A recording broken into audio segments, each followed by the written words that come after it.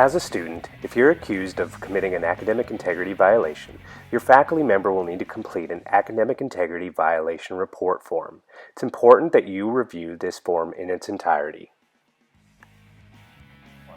The student should not be asked or required to sign the report form upon its initial review.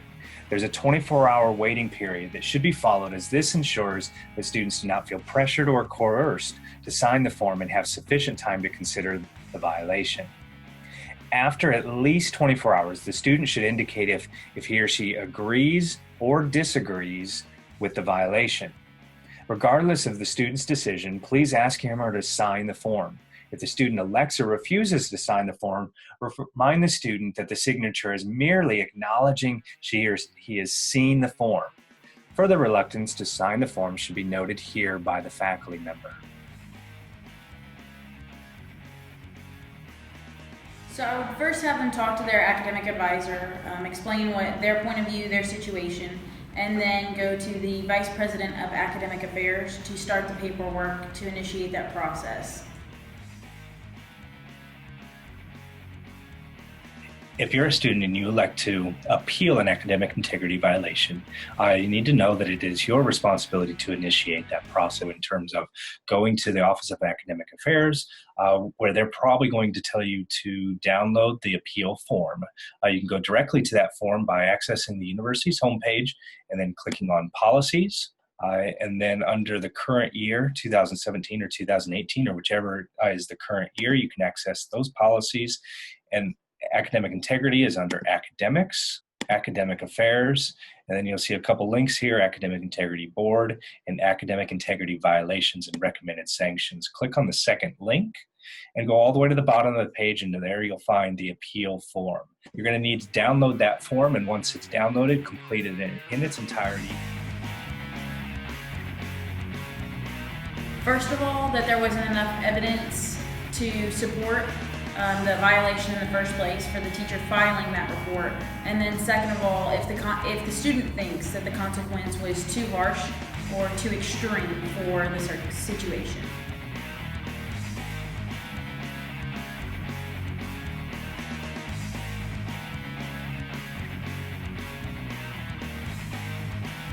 It's really important to get all the evidence that you have based off of what you're being charged with. So having evidence that you didn't cheat, or explaining why you did what you did. It's not meant for you to talk bad about the teacher or kind of get the teacher in trouble for doing their job. It's for you to kind of show your case when you're coming before the appeal board.